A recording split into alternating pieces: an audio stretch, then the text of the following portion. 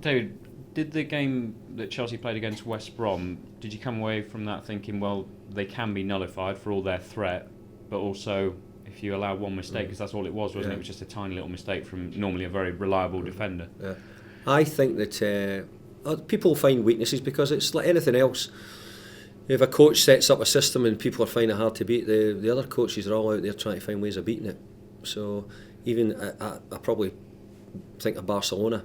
Everybody's been trying to find a way of beating Barcelona now for probably years, and it's been very difficult. But there is a few who started to make a little bit inroads in beating them here and there. People will try and find a way of beating Chelsea's system, and obviously what they do have in the system is really quality players, and that makes a big difference. The system helps. System matters. The coach helps because he's got a great understanding of it. But it looks like it's sort of the players have bedded into it very well, and it nearly fits for all of them. Sunderland beat Chelsea last season at home. Will you use that at all? Because the atmosphere on that day, I haven't heard noise like that at the Stadium of Light. Well, if we can get that, then it'll give us every chance, because everybody knows, your crowd, the atmosphere can help you no end.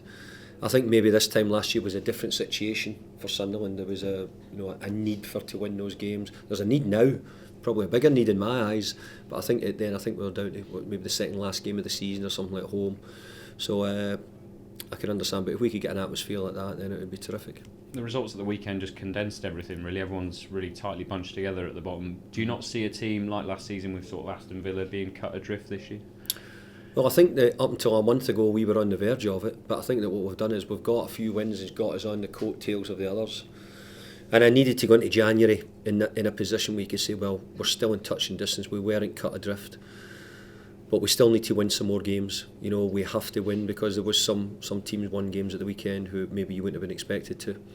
So it means that we've got to try and win the games when we're least expected to as well. You've spoken about their system. The wing backs have played a key role. Victor Moses has had a run in the team, done really well. Marcus Alonso was actually here on loan, has done really well. Is it the fullbacks' job to stop them? Is it your midfield players? How do you prevent them having an impact like they have? Well, I think it depends on what system you play against them, and but all those things that you're talking about are part of the job to try and ways. I thought Pep Guardiola tried to match them up. And for long periods you'd have said that Man City were close to winning the game. They didn't in the end. We've seen West Brom trying to do it in another way, and obviously we'll need to try and find our way to do it as well. But definitely, we want to try and cause them problems, so you have to try and cause their defensive set-up some problems as well, and we have to look at both. You mentioned injuries earlier. Jack Rodwell, is he? Jack Rodwell's doing some running, but probably not going to be ready for another couple of weeks.